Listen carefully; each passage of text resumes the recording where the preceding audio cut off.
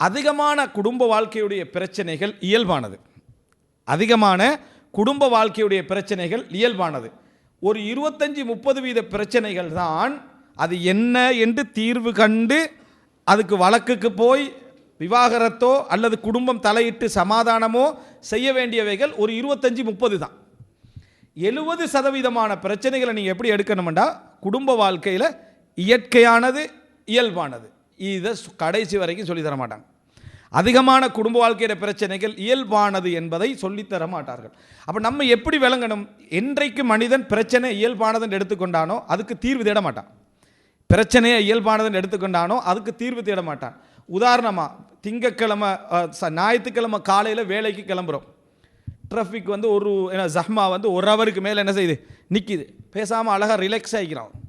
ஏன்னா அவன் எதிர்பார்த்தது அது வந்து என்ன, அவன் எதிர்பார்த்தது இந்த நேரத்தில் இப்படித்தான் இருக்கும் என்று சொல்லி.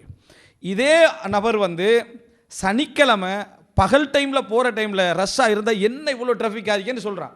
1 ஹவருக்கு பொறுத்தவனுக்கு ஒரு 5 நிமிஷம் பொறுக்கலாம் இருக்கு. காரணம் அதை இயல்புண்டு அவன் விளங்கிட்டான். இது இயல்புக்கு மாற்றமானதுன்னு என்ன செய்கிறான், அதை விளங்குறான். எனவே என்றைக்கு நம்ம இயல்புக்கு மாற்றமான ஒரு பிரச்சனை என்று இயல்பான பிரச்சனைகளை நினைக்க ஆரம்பித்தோமோ அப்போ தீர்வு தேட ஆரம்பிப்போம்.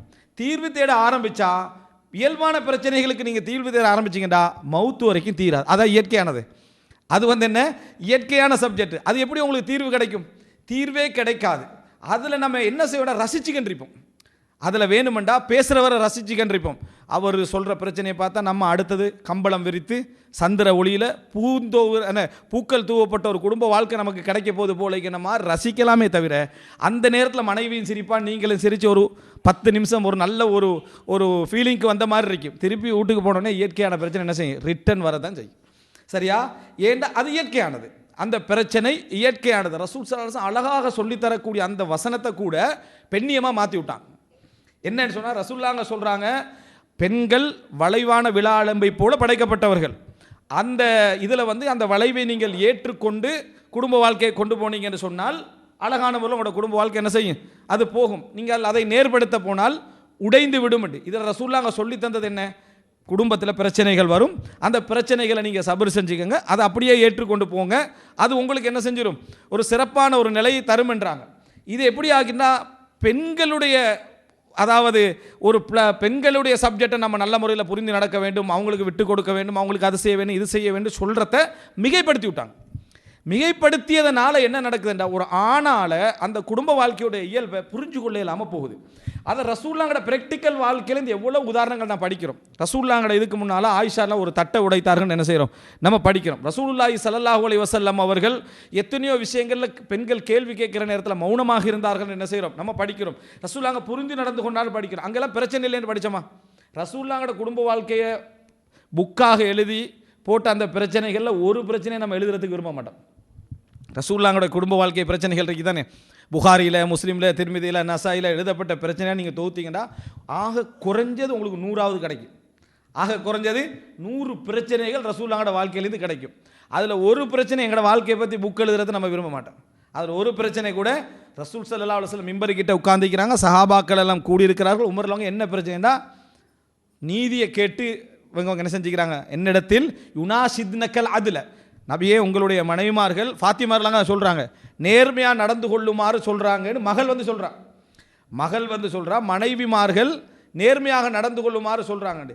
இப்படி ஒரு சப்ஜெக்டை நம்ம உயர்ந்த ஒரு கேரக்டரில் இருக்கிற டைமில் எங்களோட வரலாற்றில் ஒரு தடவை அவருடைய குடும்ப வாழ்க்கை எல்லா குடும்பத்தினர்களும் சேர்ந்து இவர் நேர்மையற்ற என்று விமர்சித்தார்கள் ஒரு வரி போடுறதை நம்ம விரும்புவோமா?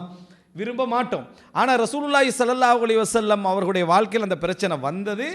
அதை ரசூலுல்லாஹி ஸல்லல்லாஹு அலைஹி வஸல்லம் அவர்கள் என்ன, அது பிரச்சனை குடும்பம் என்று வந்தால் பிரச்சனைகள் என்பது இயல்பானது என்று ஏற்றுக்கொண்டார்கின்றதான் அதிலிருந்து என்ன செய்கிறோம் நம்ம பார்க்கிறோம்.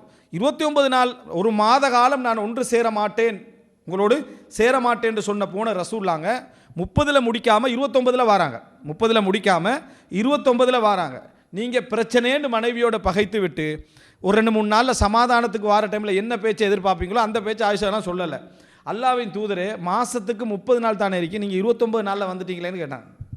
இப்படி உங்கள்கிட்ட நம்மகிட்ட ஒரு கேள்வி கேட்கப்பட்டால் 1 இயரை எக்ஸ்டெண்ட் பண்ணிடுவோம், அப்படி தானே?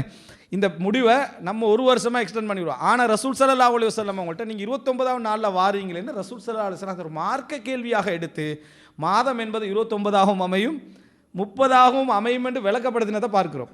அப்போ எனவே ஒரு குடும்பத்தில் சில புரியாமல் சில கேள்விகள் வருவதும், சில புரியாமல் சில விமர்சனங்கள் வருவதும், சில நேரத்தில் கோபங்கள் அதிகமாக வருவதும், கணவன் சில நேரத்தில் என்னது வார்த்தைகள், இது இயற்கையானது இயல்பானது என்று நீங்கள் ஏற்றுக்கொள்ள பழகிட்டீங்கடா. இதுக்கு நீங்கள் ஒவ்வொருத்தருக்கும் ஃபோன் பண்ணி கேள்வி கேட்டுட்டிக்க மாட்டீங்க. ஒரு பொது அறிவே போதுமானது. அவர்கிட்ட போகணும், எனக்கு மனைவி கிடையில எப்பொழுது பார்த்தாலும் பிரச்சனை இருந்து கொண்டிருக்கிறது என்ற இந்த சிந்தனை போக்குக்கு போக மாட்டீர்கள். பிரச்சனை இயல்பானது. சரி, இந்த பிரச்சனை இயல்பானது என்றதை புரிய வைக்கலாத நிலைமைக்கு போனதுக்கு ஒரு காரணம் இருக்கு. குடும்ப வாழ்க்கை என்றாலே பொதுவாக பிரச்சனை இயல்பானது என்பதை புரிய முடியாமல் போனதுக்கு காரணமாக இருக்கு மிகைப்படுத்தப்பட்ட உரைகள். குடும்ப வாழ்க்கையில் உள்ள அந்த அதாவது போண்ட இணைப்பை பேசப்படுகின்ற மிகைப்படுத்தப்பட்ட உரைகள்.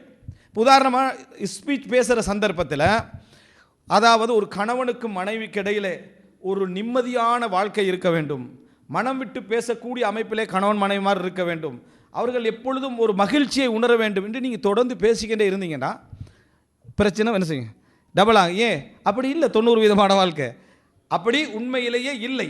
ஆனால் ஒரு ப்ளஸ்ஸான ஒரு பகுதி இருக்குது, அது நமக்கு விளங்காது. தலாக் டைமில் மட்டும்தான் என்ன செய்யும் விளங்கும். அந்த இடத்துல தான் இஸ்லாம் 3 மாதம் டைம் கொடுக்குது.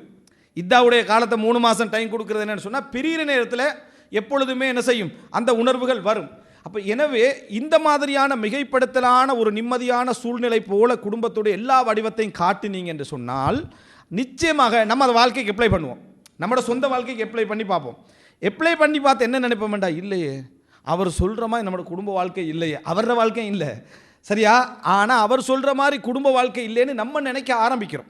ரசூல் ஸல்லல்லாஹு அலைஹி வஸல்லம் அவர்கள்ட்ட சஹாபாக்கள் கேட்குறாங்க, ரசூல்லாங்க சொல்கிறாங்க, நீங்கள் வீதிகளில் உள்ள மஜ்லிஸ்களில் உட்கார வேண்டாம், சந்திகளில் உட்கார வேண்டாம்ன்றாங்க. சஹாபாக்கள் உடனே சொன்னாங்க, மாலனா புத், அல்லாஹ்வின் தூதர் எங்களுக்கு அந்த இடத்துல உட்காராமல் இருக்க இயலாது அப்படின்னாங்க.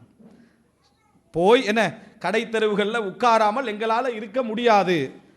இதை எத்தனையோ விதத்தில் நம்ம விளங்கலாம். வீட்டிலேயே தொடர்ந்து இருக்க முடியாத கருத்தில் விளங்கலாம், அந்த இடத்துல எங்களுக்கு உட்கார்ந்து பேசாமல் இருக்க முடியாது விளங்கலாம். அப்போ ரசூல் ஸல்லல்லாஹு அலைஹி வஸல்லம் சொல்கிறாங்க, நீங்கள் அந்த மாதிரி வீதியோரங்களில் உட்கார்ந்தீங்கன்னு சொன்னால் வீதிக்குரிய ஹக்கை கொடுத்து விடுங்கள், உரிமை என்ன செஞ்சிருங்க கொடுத்து விடுங்கள் என்று சொன்ன ரசூல்லாங்க ஹக்குகளை சொல்கிறாங்க. பார்வையை தாழ்த்தல், நன்மையை ஏவுதல், தீமையை தடுத்தல், வழி கேட்டவருக்கு வழி சொல்லுதல், இந்த விஷயங்களை ரசூல் ஸல்லல்லாஹு அலைஹி வஸல்லம் சொல்கிறார்கள். அப்போ மிக பிரதானமான ஒரு விஷயம் மிகைப்படுத்தலான குர்ஆன் சுன்னால இல்லாத ஒரு போண்டான அந்த உரைகள் காரணம் எனது குடும்ப வாழ்க்கை அப்படி இல்லை என்று கணவனும் மனைவியும் நினைப்பதற்கு.